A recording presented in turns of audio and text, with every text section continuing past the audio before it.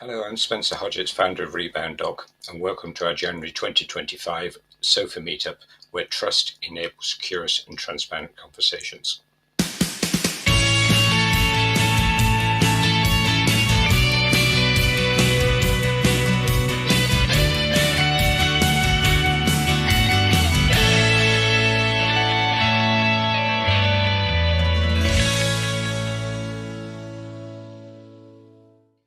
I'm both honoured and also humbled to introduce two awesome, fantastic people who are both friends and colleagues.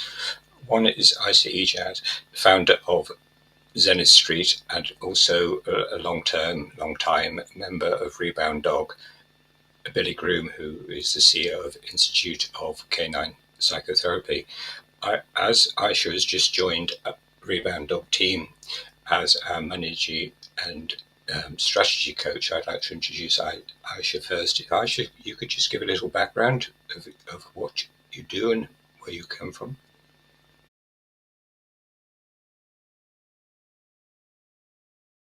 Ijaz, I'm the CEO of Zenith Street, and I have recently joined the fantastic team at Reboundog as the money and strategy coach, with the focus on helping pet advocacy and pet businesses really come into their own and realize the social impact or grow their pet-based businesses to really bigger ventures that they really can be. So that's me in a nutshell. Billy, you recently launched your Institute of Canine Psychotherapy after 3 decades of fantastic work. Would you like to say a little about what you're doing now, please? Hello. Yes, thank you.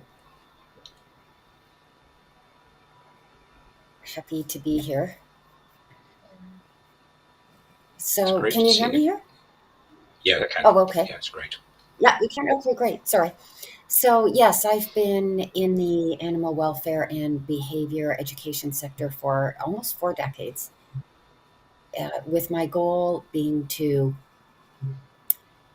make an impact in the behavioral sector to prevent surrender, euthanasia, and abusive measures. And in doing so, I worked extensively with pet parents, fosters, rescue organizations, scientists, psychologists, and have brought to the industry the Institute of Canine Psychotherapy in September of 2024, which provides different courses on brain development of the dog and animal welfare strategies, as well as a complete diploma program in canine cognitive behavioral therapy,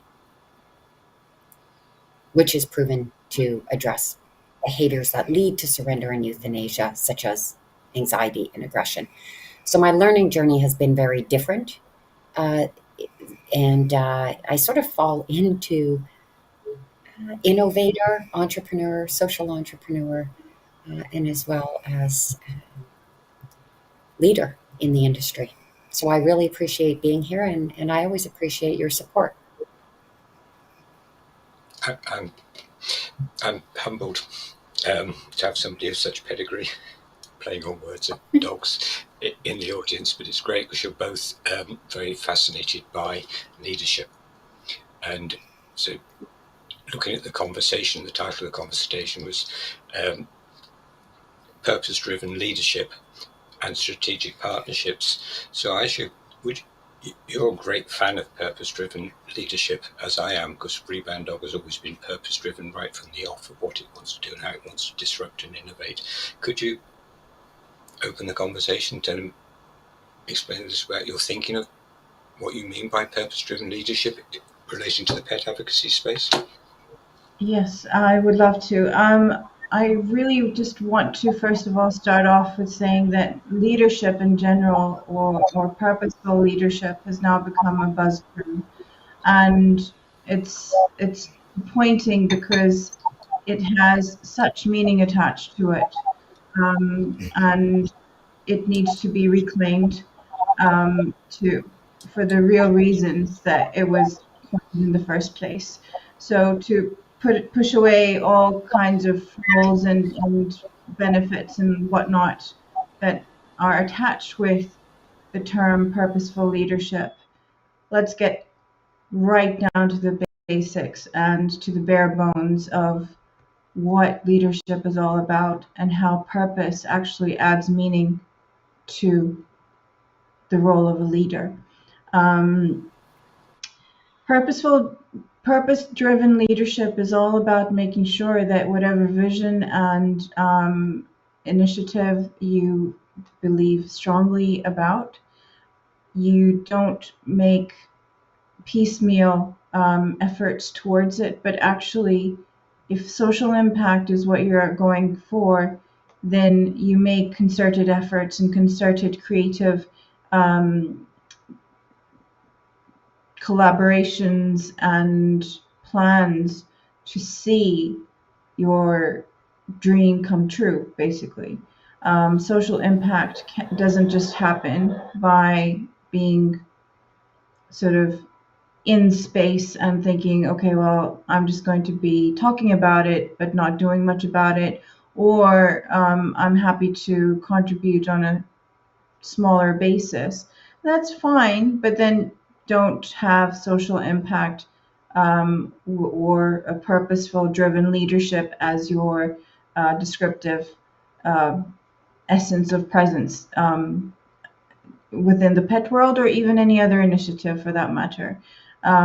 So leadership is all about making change and being a visionary, regardless of whether you're in business or you're in pet advocacy or you may be in any other sector um, around that is close to people's hearts.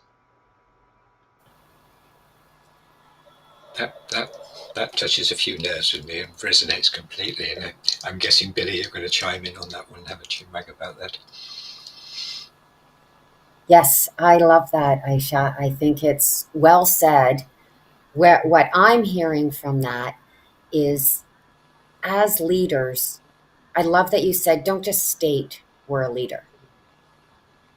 Becoming a leader, whether you're leading people or whether you're leading an industry or a sector of an industry, is a result of having a product or a strategy, whether that's an intangible or tangible product.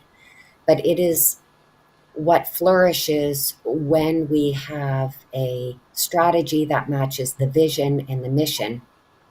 And as that develops and grows, we inherently become a leader in the area that is specific to what we are making an impact. Whereas a lot of people, like you said, will position themselves as a leader, but then when it comes down to the nuts and bolts, they are popular. They might have a lot of strategies that allow them to be popular and have a lot of followers, but they're not making a lot of impact or a lot of difference. And that, I think, is where people need to stop and sit back and say, does what this leader have, is it progressive? Is it making an impact on a daily? And that might have been true maybe 20 years ago, 30 years ago, 10 years ago. But are they constantly progressing and leading, whether it's the people or the industry? And that is what we really need to look at. Yeah, so do you think absolutely this agree. I do too, jumping in. So, Billy, do you think this pet advocacy space needs more leaders, proper leaders, genuine leaders, disruptive leaders than we have at the moment? I think so. Yes, I think that what needs to happen is an acceptance that current leaders may not be providing the most innovative and progressive measures. What they're doing isn't necessarily wrong or horrible. In fact, it's probably not. But in order to become a leader that creates change in an industry that desperately needs change and progress, we need to be accepting of innovative measures that allow that to happen. So inherently, we're going to end up with additional leaders. They don't necessarily need to replace but they could work with, which I think is a lot of where Aisha's going, with whether it is a collaboration or a mutual uh, working together, or whether it's simply bringing something new to the industry without necessarily collaborating, or having different types of collaborations that work together that we might not even expect. We might come into this industry thinking, oh, we're going to be working with this person. And then as we get into it, it's completely different. It's like, oh, okay, I'm resonating with different people in the industry, so we connect. And I think Aisha actually can pick up on this really well, because she has different forms of collaboration and ways of talking. And I think that that is really important in the industry. We don't necessarily have to collaborate with everyone. We need to make an impact and see what comes to us. Yes, absolutely, Billy. At the end of the day, there are a lot of people involved in a lot of things on an individual basis and operating in silos, and there may be a lot of people doing very similar things. And again, coming back to the idea of social impact and leadership, the first and foremost is to lead yourself. Lead yourself and your vision in terms of what it is that you want to achieve. And once you've led yourself, then you can decide that, yes, okay, what is going to help me achieve my goals? Is it just me on my own? Is that going to help me achieve my goals for the social impact that I want to deliver? Or does that mean that I need to start formulating strategic partnerships with people who I would historically have thought are competitors, for instance, or people who are doing stuff that is just too different to what I'm doing because they're doing it the new way. I'm part of the status quo and I don't want to change things that I'm used to changing. Well, the world has changed, things have changed, the business has changed.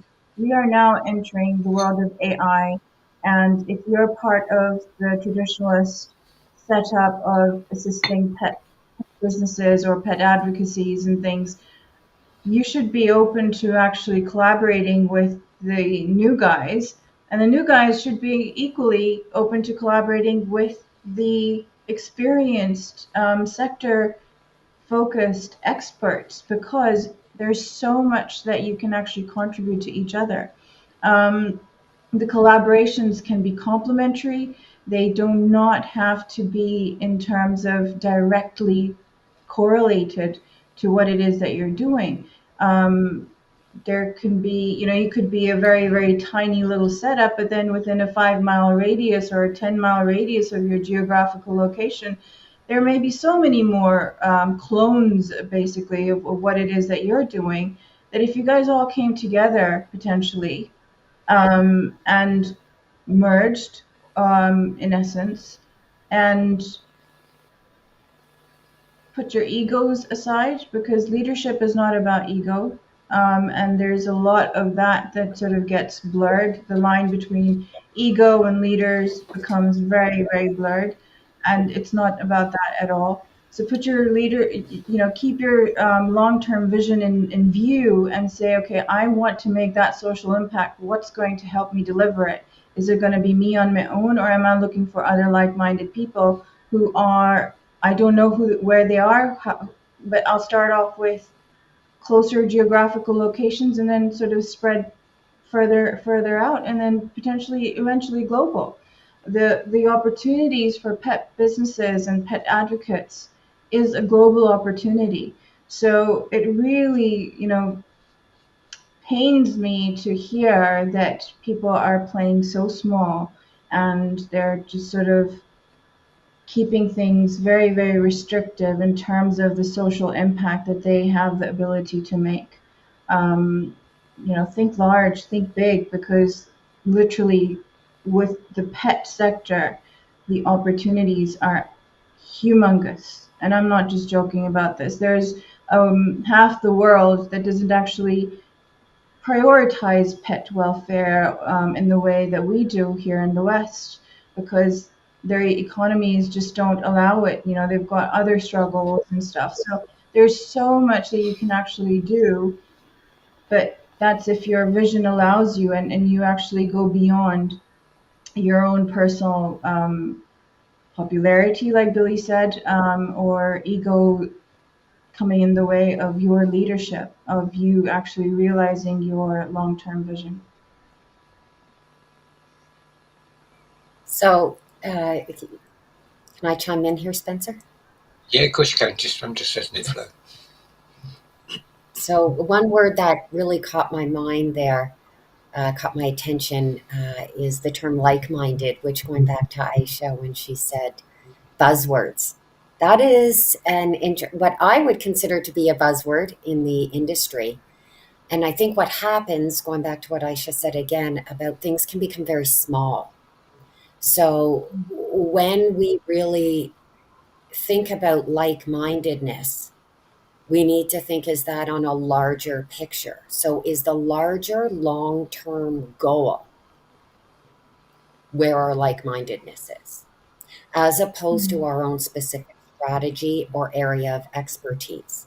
Now, obviously, we need to maintain our morals and ethics and align with what other professionals in the industry are doing. But on the same note, it doesn't have to be the same. In fact, if it is the same, we're really narrowing ourselves. We're really keeping the industry very funneled. Whereas if we look at our larger goal and think, okay, do these other professionals and other uh, strategists and even leaders in the industry, do they have the same long-term goal and the same vision?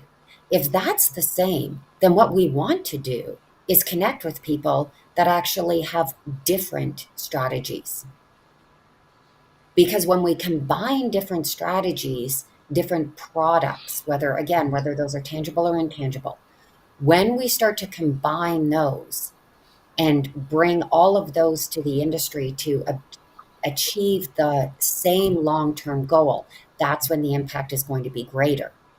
And that's when you can have multiple leaders in smaller sectors. So someone might be a leader in healthcare, or a leader in behavior, or a leader in different areas in the larger scope. And they could also, getting back to Aisha's point on geography, they could be leader, just very extremely knowledgeable on their area, their geographic area. So how they can implement these different strategies based on economy, community, goals, upbringing, weather, just different barriers to success, or different ways of implementing a strategy. And when all these people get together and talk about how these different strategies can be combined and implemented globally to achieve what is a like-minded goal, long-term goal, that's when we're going to start seeing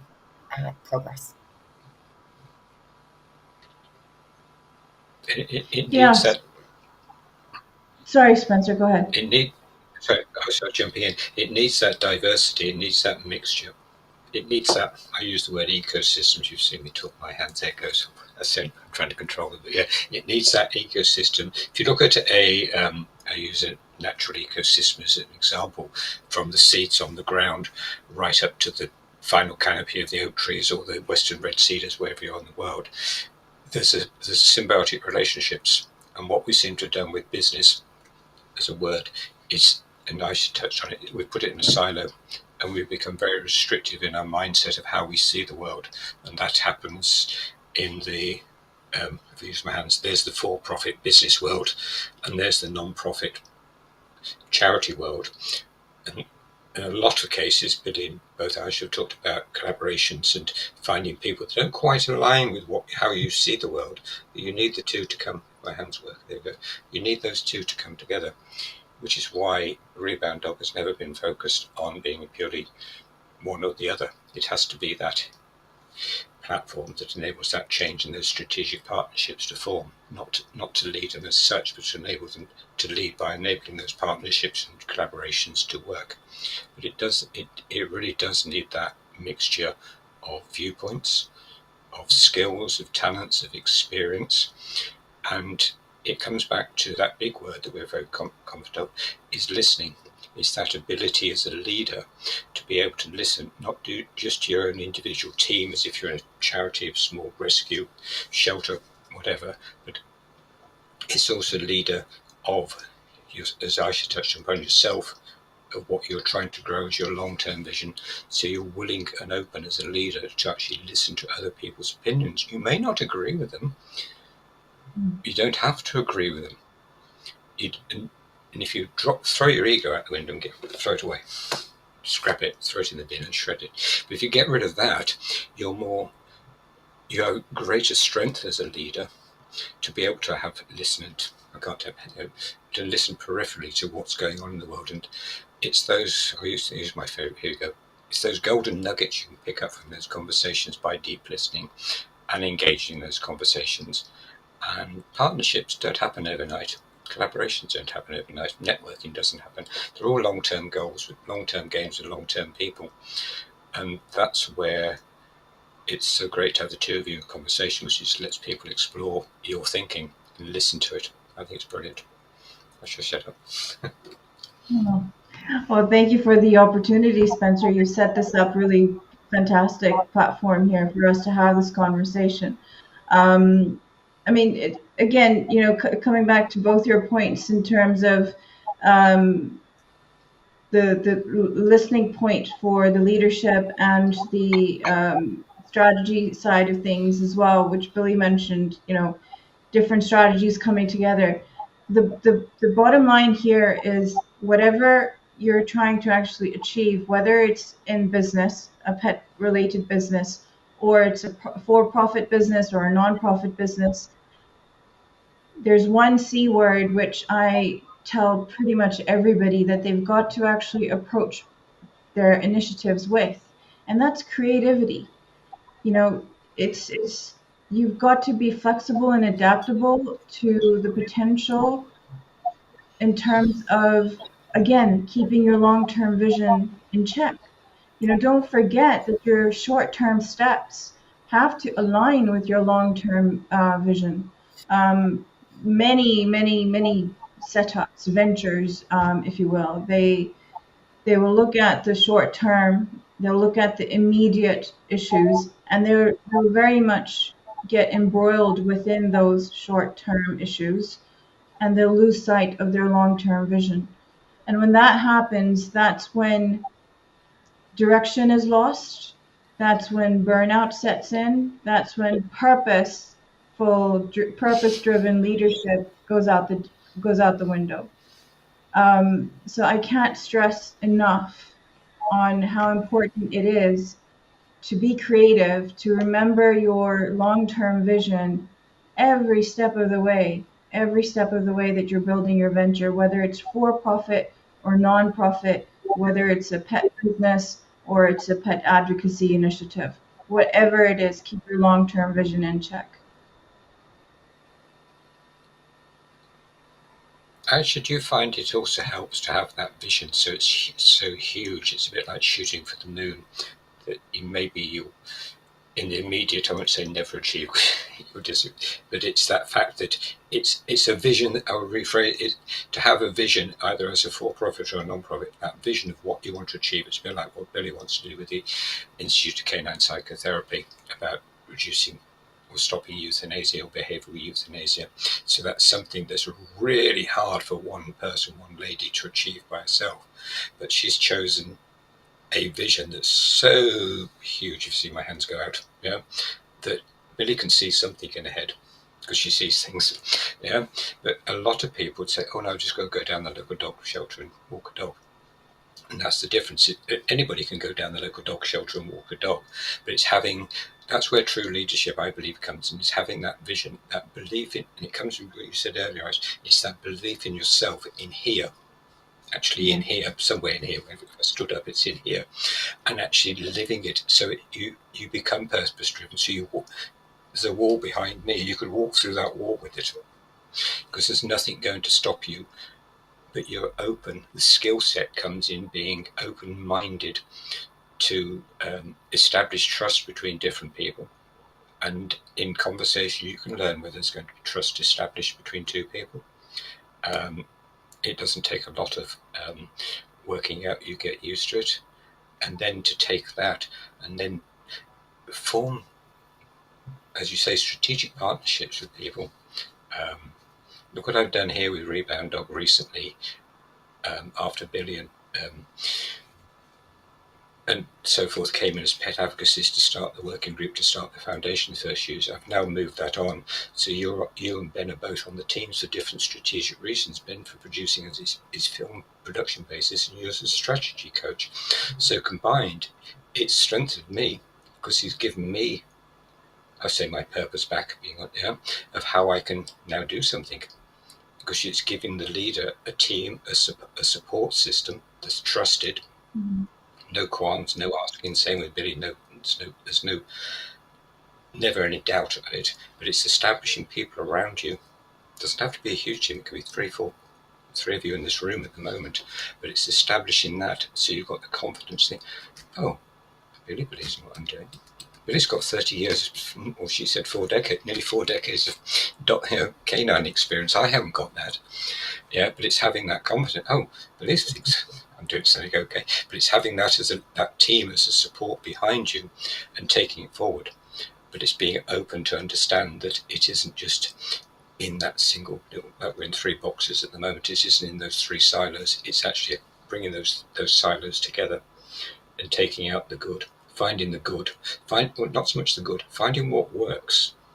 It could be you have a different opinion, Aisha, on XYZ in business coaching of whatever, and Billy has a different view on animal welfare, maybe. Yeah, but it's taking those bits, but it's learning to respect each other, everybody's opinion, viewpoint, and listening to it. Because there's no reason. You talked about throwing the ego out in the old hierarchical CEOs. It's learning how we evolve into a more non-egotistical CEO. So we're actually driving that change. Absolutely. Coming back to your first point, I think it was about, the very, very big vision that Billy's got. Yes, Billy's vision is absolutely enormous, and that's the beauty of it. The bigger the vision, the more passion you have to try and make it happen. If you want to go walk a dog, that's fantastic. Please do that. But that's not for social impact. That is for self-satisfaction. So there's a huge difference between what counts for social impact and what actually counts for social satisfaction, self-satisfaction. If you want to go down the self-satisfaction route, by all means do, but maybe perhaps become part of these bigger visions, like Billy's got such a huge vision, contribute to her vision, or others who have such big visions, be their support, help them move those big visions along, and achieve your self-satisfaction that way as well. So there is a role for everyone, but if you're not sort of achieving your social impact in the long term or the short term, the definition leadership does not apply to you. You probably are a very crucial ingredient for that larger vision to be achieved. Without your support, it couldn't be achieved. So it's not like you're insignificant. But there has to be a classification between the one who's leading that big vision and the others who are assisting and supporting it for that big vision to actually be realized. And the next point, which you said, Spencer, if I remember correctly, was about coming together and realizing sort of different um, different expertise, really. The knowledge and expertise. There's a huge opportunity for cross pollination. We do not need to stick within our sectors and say, okay, well, I don't know anything about that sector, so I'm not going to have conversations with those people, because surely there's nothing that they could actually add. I've always worked cross pollinated between sectors, and that's what's kept me going. If I was to actually specialize in any one sector and just remain in that sector, I think I'm boxing myself in to a very small and very myopic world. And I'm not going to. I don't know. I just feel that sort of, there's this whole thing around niching down your focus, or niching down within who you're trying to work with, or stuff like that. Me, as a consultant and a coach, I've always thrived on going cross sector. And that's where my specialism comes, because I can actually see who needs to connect, which sector needs to actually take best practices from which sector and bring them together potentially. So that is where my sort of focus comes in, around purpose driven leadership, is to say that I've got to help people come together. That's my purpose, from cross sectors. And that's why I'm here as a business person. I don't own a pet, but I believe strongly in pet welfare. And I'm here to help that happen. If that means some of my ideas or experiences plant a seed or help somebody think about things, then I think I've contributed, and I'm looking to help that change happen through Spencer's platform. So I was delighted to join Reboundog when this opportunity came up and Spencer spoke to me about it. I didn't have to think really hard about it. This is a strategic partnership which will enable pet welfare to happen in a more productive way, in my view. And I think more such partnerships, cross sector partnerships, should happen for the larger good.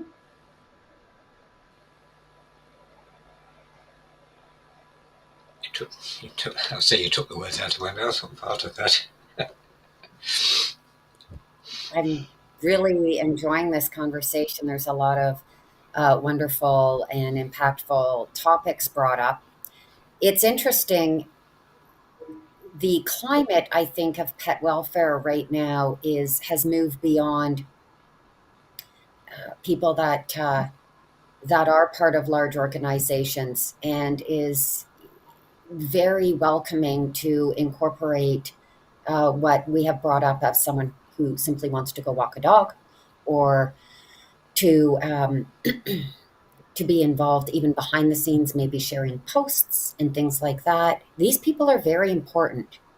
And as they start to feel welcome and impactful, they start to expand on their personal inside need to be more impactful and to explore more ways where they can make change. And this is, as Aisha said, very important for leaders like myself who do have larger strategies. So the students at the Institute of Canine Psychotherapy are pretty wide ranged at this point. People would think that they're predominantly dog trainers, but there's actually people that are in pet care, people in rescue, people who have come from coaching and consulting backgrounds in different fields.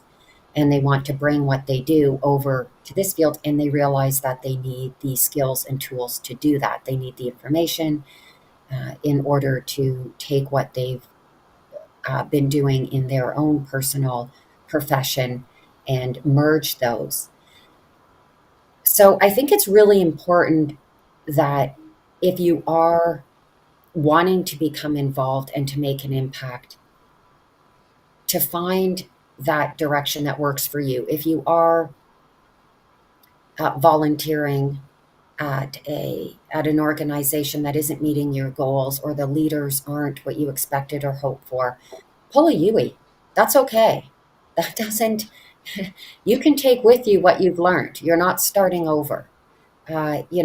Change direction, or take what you've learned and move to a different. I've worked with foster and rescue organizations for decades, and you'll see fosters will go to different rescue organizations because they like the way that it's led better, or how the leaders uh, and the people that run. So they're not leaders necessarily in the entire field of rescue, but they are for their community, their group, and what they're doing. So it's really important to say, yes, I might be simply somebody that adds a smaller element to a larger strategy, but make sure that that is also aligning with your goals and what's important to you. Sorry. Sorry. I'm in the middle of I've had to regroup on where my computer is due to some house changes, but so sorry about that. But yeah, so I do think it's important to say I'm not going to just be resilient and forge forward. I think Aisha touched on this, where we need to be creative and flexible, and uh, keep aligning with our goals and vision, and find what works for us. And that's what I love so much about the Institute, is it does have a lot of different, the students have different backgrounds and different goals, and it's really exciting that way. I'm super excited to learn where you go with it. See what develops in the next couple of years. Because I think it's got huge. It's not only a necessary service. It's your mindset behind it, of what you're doing. You're not just putting courses out for the sake of putting courses out. It's what those courses do as a tool of change. They become a tool. That's how I see what you're doing. Each course is a change maker in itself, because it's enabling the And each mindset of person those who who take takes your. them, Yes. yeah, it's really Yeah. about the people who take the course more than the courses. Well, the courses are Yes. obviously Yes. Yes. they Yeah. The course is just the tool that enables that they're change in industry a person. recognized, and yeah, but the people that take them, what they can go and do with that information, and how they can connect it with everything else that they've done, and their longer term or even short term vision. That's what's really important, and that's what makes the change. Yeah, picking up on conversation, I should touch on this idea of sowing seeds. Because of my horticultural background, it just makes so much sense. And what I see, Billy, that you're doing is sowing seeds. Mm-hmm. Yeah, and and potentially, we don't know which one. Like we talked in this conversation, we talked about change. We don't know quite where it's going. We can also see that if you're sowing seeds, you don't actually know which one's actually going to blossom. And so it's enabling when you're creating a strategy, for going back to this idea of strategy in business and leadership. It's actually sowing the seeds, and be willing to that some are going to fail in their endeavours to achieve the social impact that you're driven and get out of bed for, and you don't go to sleep. You wake up in the middle of the night and think, that's what I want to do. This is how it's going. But it's actually having the strength of that leadership to allow some of those to fail, and to observe which ones are going to blossom, and work out what you then do with the second stage of the seeds that come out of the flower that you've grown from the first seed. And then you start to create multiples.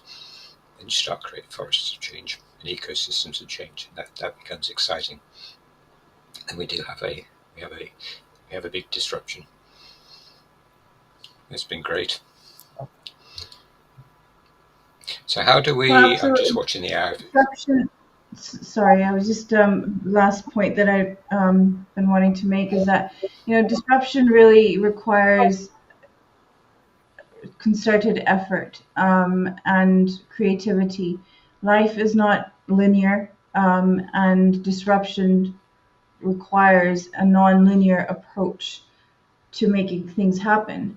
You don't want to flatline, because flatline means being lifeless, and disruption can't happen when you're lifeless.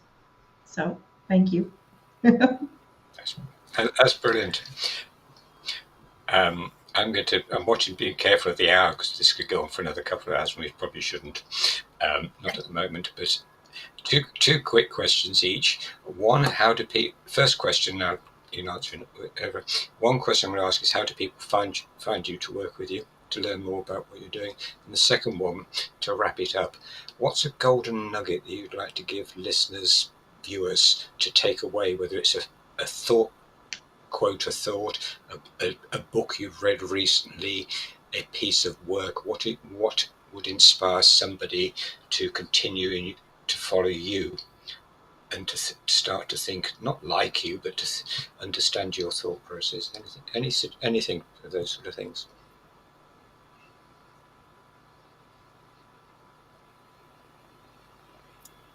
Okay, I can start. My quote that has kept me going: don't worry about making waves, the moon does it every night. I think that's really important for people that are stretching themselves and putting themselves out there, and wanting to make an impact, because that will happen. It's, as Aisha was just saying, if we don't, if we just remain linear and in a small circle, that's easy, that's comfortable, but it can become uncomfortable to move beyond that. But it's what's necessary. If we're going to make an impact and change and be disruptive, it's necessary. And it can be emotionally challenging, but also extremely rewarding. So it, you know, having these, that being able to pop back into that mindset where we can give ourselves that strength to keep going is important. As far as a book, I actually have one here that I was just sent to me from a colleague of mine. Reinvent Yourself by Rick Denley. Oops, things are backwards here. By Rick Denley. So in this book, it's interesting because he talks about, well, actually, he was in conversation with someone else who introduced him to the term moral suasion, which I thought was really interesting because, and there's my dog's bum. You guys are getting all the show today. So moral suasion, I think that I've had this conversation with Aisha actually, but we didn't touch on it too much today, but the whole morals and ethics that go with leadership. It's extremely important that your impact is not just personal to yourself. I guess we did touch on it a little bit, but you want your impact to be to really be grounded in morals and ethics, and where you're coming from and where you're going is for the benefit of the larger, not just a personal benefit, but for the benefit of the larger scope, whether that's your community or whether it's your industry or whether it's global. But you want to make sure that everything that you're doing is grounded in that. And that's when you'll become a leader. It will just be inherent. It will just inherently become a leader. I think that's absolutely brilliant. Thank you. Yeah, I love that. Love that, Billy. I will leave a quote because it's one that I've recently come across and it's stuck in my head for whatever reason. But I think there's a lot of deep thought behind it. Growth happens at peak frustration or after peak frustration. So I think it was Alex Becker, his quote. And it just resonated a lot in terms of you've got to feel the pain for anything to move. And if you're not moving, you're not feeling the pain enough. So I'll just leave you with that thought. And if you'd like to connect with me or you want to run anything by me, then please connect with me on LinkedIn or email me at Aisha, AISHA, at zenithstreet.com, and I'll be happy to have a chat with you. And as well, I'm also on LinkedIn. under Billy Groom, as well as Institute of Canine Psychotherapy. Sorry, I forgot to give my contact there. You can also go to the website, that's instituteofcaninepsychotherapy.com, and you can reach out through that as well. Yeah, we're always around. Thank you so much. This has been wonderful. Thank you. Thank you for your Spencer. time. Fantastic. I've really enjoyed it.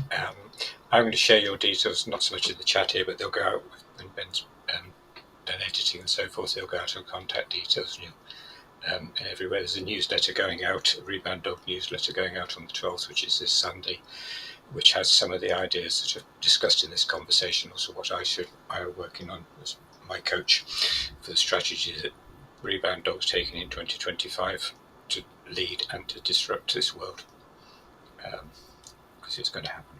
No, it's been fantastic today, Spencer. Thank you so much. Yeah, we need to do it again soon. Thank you. Soon. I'm humbled. Yeah, thank you. Thank you. Thank you. Bye for now. Bye. Bye-bye. Bye-bye.